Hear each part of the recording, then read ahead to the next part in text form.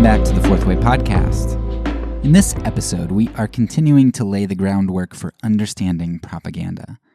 While we dove deep into the inner workings of propaganda in our last episode, today we're going to look more at the periphery of propaganda. To put it into a metaphor, we've already discussed the planting, the tending, and the growing of propaganda. But today we're going to talk about the preparation for propaganda, the tilling of the soil to make ready for the planting. Now, to understand this preparation, or this priming for propaganda, I want to talk to you a bit about a word called pareidolia. Now, pareidolia is a really fascinating feature of human perception. But rather than try to explain exactly what pareidolia is, I want you to experience it for yourself. Okay, so I'm going to play a sound, and I want you to think about what you're hearing. It was a sunny day and the children were going to the park. What did you hear? Okay, now I'm going to play the sound again, but this time I want you to think of the phrase, "It was a sunny day and the children were going to the park." It was a sunny day and the children were going to the park. Now, what did you hear this time? Okay, let's try another one. The camel was kept to go to the zoo. Did you hear anything this time? Okay, now think of the phrase, "The camel was kept in a cage at the zoo." The camel was kept to go to the zoo. Did you hear it this time? This is an example of pareidolia.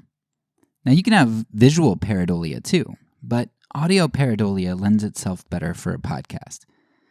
I'll link a few resources in the show notes for you to check out more pareidolia, both visual and audio. Anyway, pareidolia is basically the perception of specified order where none is present. The sine waves that you heard were not speech, but rather just noise. Yet we can perceive an ordered message as emanating from those unordered waves. Visually, we can do the same thing when we see shapes in clouds, a man in the moon, a face on Mars, or letters in everyday objects that you can frame and hang in your house to spell out your last name after you get married. That's all pareidolia. Now, there are a number of theories as to why we have this perceived order where none is present. One explanation is that it's better for our survival if we see order even where none is present.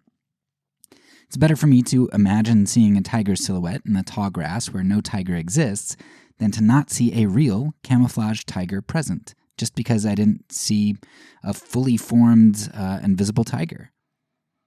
If I had to see the whole tiger clearly to perceive it, if I was unable to extrapolate tiger from limited visual cues or an incomplete, broken image of a tiger, that could be pretty dangerous to my health.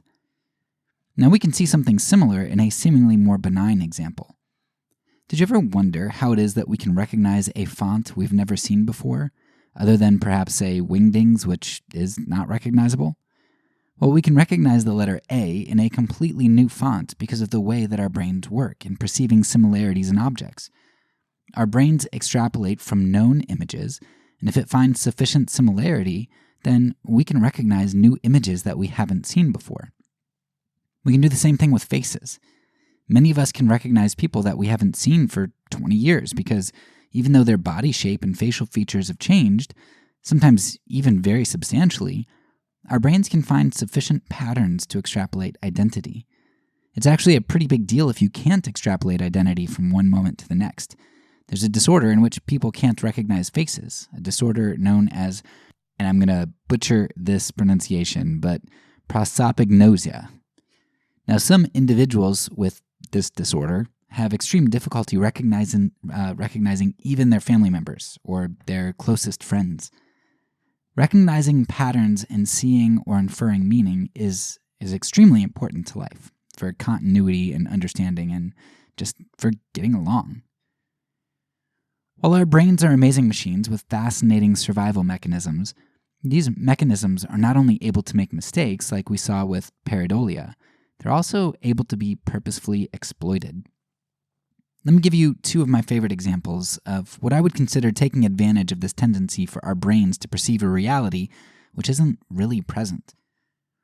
The first example comes from a book that I read a long time ago, so I don't really remember tons of specific details, but I know that I loved the book when I read it, and it was called Secret Soldiers. The book is about an experimental group of soldiers which consisted largely of artists, like all kinds of artists, from sculptors to painters to audio artists or technicians. Like you name it, they had that type of artist in this company division, whatever it was. Their job was to divert German attention away from the real threat. The group would do all kinds of things to cause the Germans to perceive some false threat. So they would create dummy tanks, dummy soldiers. They would camouflage those things well enough to be believable. Like, hey, it really looks like they tried to camouflage it here, but poorly enough so that it could be seen by the air or other units looking on. So they would create custom insignia and patches for the unit that they were impersonating, the unit that they wanted the Germans to think was somewhere.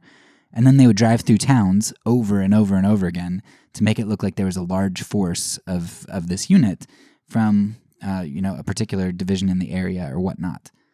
The audio guys, even they were trying to mimic a big group coming in the night when you couldn't see them. The audio guys would actually create sounds of tanks rolling in to accompany the deployment of their dummies that would be set up and visible in the morning. And this sound was a part of making the whole scene look believable.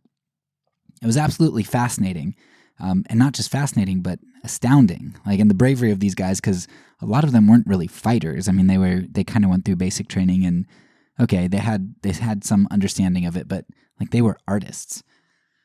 So the goal of this small group of artists was basically to draw the full force of the German army to their position so that the real unit that they represented could, take the bridge without the bridge being blown up, or could flank the Germans. The Germans were like, wait a second, I thought you guys were 50 miles south, and now all of a sudden we've got this huge division, attacking us from the north. Where did they come from? How can they be in two places at once? It was amazing. So a lot of thought and effort went into the presentation of this unit. But why? Why couldn't they just create some false memos or communications that the Germans could intercept? Because they did that kind of stuff sometimes, Why not just say over the radio, such and such a unit is moving to location X? Well, the reason is because the Germans were aware that false information was often given with the intent that it be intercepted and believed. In order to prepare the Germans to believe the information, the seeds of information being planted to be grown in their minds, the Allies first tilled and prepared the soil by appealing to the German senses. When the senses of the Germans perceived with their ears that tanks were rolling in, and they saw with their eyes that there appeared to be tanks and men, they began to look for information that confirmed what their senses were telling them.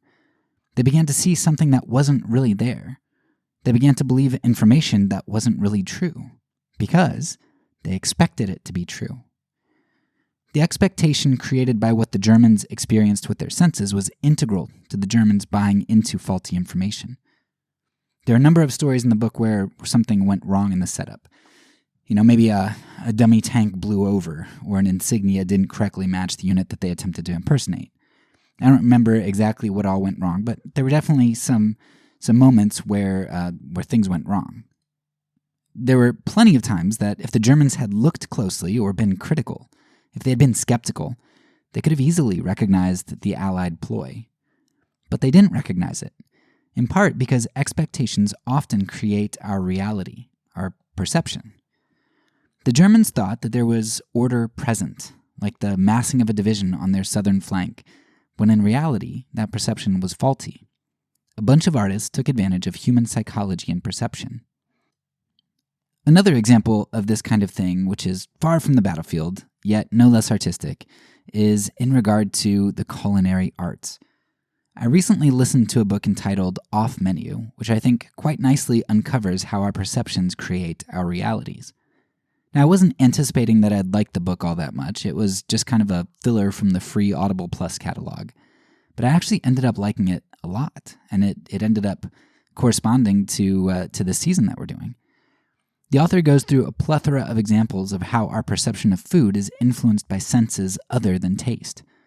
So serving beans from a decorated glass bowl makes them taste better to people than serving them from the pot or heated up in the can. The noisy crinkling of a chip bag, that causes people to perceive their chips as crunchier and fresher than if they're served in a quieter bag. Buying a more expensive wine or being told that a particular wine is more expensive causes one to perceive it as being of higher quality. And the list goes on. The book really gives you tons and tons of these types of things. Now, I used to think my wife was crazy for making extra bowls dirtier so she could serve food in style rather than straight from the pots. Why would I want to do more dishes? But maybe there really is something to presentation. The way that food is presented to us actually alters our beliefs and therefore our experiences of food. It tastes different. The texture's different. Its freshness is different, and its quality is different, even though nothing about the product is different other than its presentation. Amazing.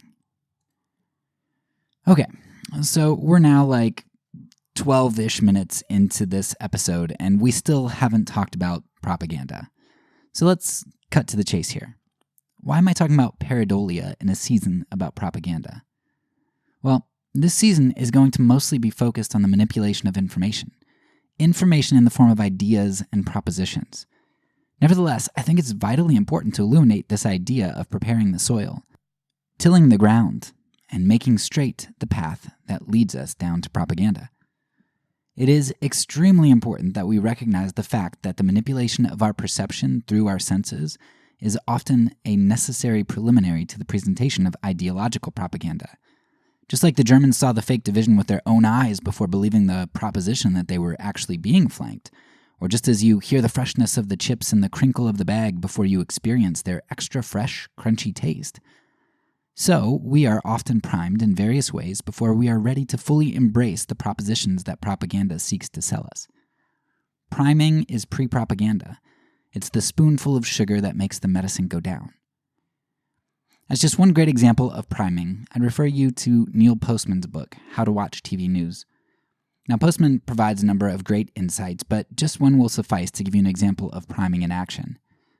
Postman talks about the general layout of a news crew and explains how they're often set up to mimic a family. You often have two main hosts, a male and a female, who are parental, a little bit older sometimes. Then you have your goofy uncle, the sportscaster. Rather than merely convey the news to you, there is often humor, banter, and sometimes a familial sort of interaction. Your local news isn't just a source of information, it's a family. When I was growing up, the news outlet in our area did what they called backyard weather, and the weather guy and crew would actually come out to your house. You'd invite them, and they'd have like a picnic with you, and then do the weather from your backyard with your family in the background. That news channel was our family. Now, there are a lot of other priming actions that we could look at, like the placement of a segment in a news program, or its placement and framing on the front page or in the middle of a newspaper. Lots of different subtle things, subtle cues that kind of influence how we perceive things. There's also things like the selection of a picture to portray a suspect or a victim or a world leader. All kinds of stuff. And the list could go on and on and on. There's a lot that goes into framing information in propaganda. There's a lot that goes into priming you before that information is ever actually delivered and sifted through in your mind. Now, even after preparing this episode, this is still one of those areas where I have a hard time believing this stuff. I either think that scientists are very wrong about priming, or I think that I must be superhuman, because I just don't believe that this kind of stuff impacts me. How can I really be duped by the crinkling of a chip bag or the composition of a news crew? I judge information relatively unbiasedly, don't I? Now, Ameritrade made these fantastic commercials a while back about not judging too quickly, which I'll link in the show notes, but I think these commercials help us to see how all of us, even and probably especially those of us who think that we're superhuman, all of us are susceptible. I'll briefly describe one of my favorites here because just in case you don't get to see it, it's pretty funny. So there's this guy walking his dog in the park while he's eating a brownie in his other hand and, holding the leash in the one hand. The dog yanks the leash and causes the man to drop his brownie on the ground. Now, you can tell that the guy really wants to eat the brownie because he debates, like you can see him debating in his mind whether he can still eat it or not. He decides it's good, bends down, picks it up with his napkin, and then he eats it. Now, at that exact moment, you see a kid and her grandma on this bench, and they make a disgusted face at the man, because to them, it looked like he just picked up poop from his dog and ate it. It's hilarious. And probably one of the best ones is when there's this doctor, and they're standing over this guy in a bed, and the guy's asleep or whatever after surgery, and he takes these electrical pads, and there's a fly buzzing around his head, and he zaps the fly with the electrical pads. The fly lands on this guy's chest, and he looks down at the fly, and he says, "Well, that killed him." And right as he's saying that, the mom and the daughter walk into the room, and of course they think that their husband is dead. It's terrible, but it's also hilarious at the same time. I think what these videos help us to see is that we're always viewing the world through some kind of lens, through some kind of framing. When the guy was eating his brownie, his frame was his own. He was hungry. Now, maybe this was his favorite brownie from his favorite shop, or maybe he just got off of a diet and didn't want any sweets to go to waste, like he missed eating sweet stuff. Maybe it was the last batch of his birthday brownies that he only gets once a year. I don't know. He really wanted to eat that brownie, though, and a few germs weren't that big of a deal to him. Just landed in the grass for a few seconds, no big deal. But to the grandma and the kid sitting on the bench, they see people all around them walking dogs and picking up poop. They're not even thinking about the possibility of brownies here. There's just no context for that. It's not that they think it would be impossible for somebody to have a brownie. It's just that they have no reason to be thinking about brownies, and every reason to be thinking of dog poop, because in the context of the park, that's their frame. Now, framing determines what thoughts are most readily available to us in the forefronts of our minds, and which explanations we'll accept. Context is extremely powerful in the formation of our ideas and our conclusions. While it's not the scope of this season to focus on priming or framing, it is vital to know about, not only because there will be some of this that we do touch on throughout the season, but also because it's an aspect that you might want to dig further into. My rationale for not digging deep into priming in this season is because it's not really an aspect that we have a whole lot of control over. It happens largely in the subconscious. If I'm going to eat a bag of chips, I can't help but hear the crinkle, and I can't help how my brain perceives that. I don't have control over those things, like whether a product is crunchy or whether I perceive someone who hands me a warm cup of coffee as more friendly than someone who hands me a cold cup of water. I can't help whether I read a story on the front page of the newspaper or in the middle. I don't get to place that information. What I do have control over is evaluating propositions and ideas for truthfulness in light of the knowledge that information is always viewed through some frame. Unfortunately, it's rarely possible to fully parse out the frame through which we're viewing information. Now, does that mean arriving at a true conclusion is impossible? I don't think so. I don't think that the answer is to focus too heavily on framing and priming, or on psychoanalyzing every purveyor of information. Rather, I think the answer is twofold. First, we must always be open to an alternative conclusion. Be open to the idea that we might be wrong. That's what all those "don't judge too quickly" commercials were about, showing us that our conclusions can be wrong when viewing information through the wrong frame. So be open to being wrong. The second solution is to try on many frames, just like you try on many lenses when you have your eyes checked at the eye doctor. As you view information through various lenses, you often find that you see more or less clearly through different frames, and that no one lens is going to provide you with perfect clarity. To correct my myopia to become 20/20 vision, 2 different prescription lens powers are often required, a different strength for each eye. Now, I think that's true when talking about truth here as well, and it helps to explain why polarization is one of the key results of being propagandized. Propaganda hates alternative frames. A propagandized position seeks to be your exclusive savior and dispenser of so-called truth. It seeks to be the only lens. Any one group's propaganda wants to be the only frame through which you process information. And whether that's propaganda of your church denomination, your political party, or your economic system, each one wants to be your one and only when it comes to intellectual intercourse. Now, I'm a strong advocate of monogamy when it comes to human coupling, and I think intellectual monogamy is vital as well. However, that monogamy must be not to an intellectual position that strikes our fancy, but rather it ought to be monogamy with truth. Unfortunately, most of us are having an affair with some anti-intellectual fling, some group that makes us feel good about ourselves, that gives us a feeling of power and control, or that whispers sweet nothings into our ear. You can continue, if you choose, to be seduced by propaganda. She is a fantastic lover, so long as you're willing to leave your first love, the truth.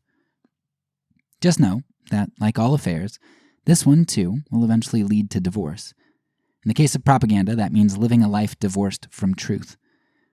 Ironically, in thinking yourself free, you will find yourself enslaved, as there's nothing more enslaving than lies and delusion. Only the truth can set you free. That's all for now. So peace, and because I'm a pacifist, when I say it, I mean it.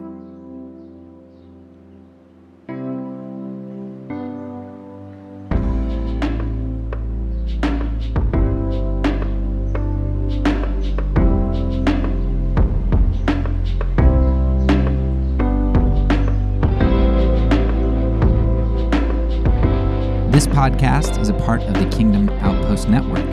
Please check out the links below to find other great podcasts and content related to nonviolence and kingdom living.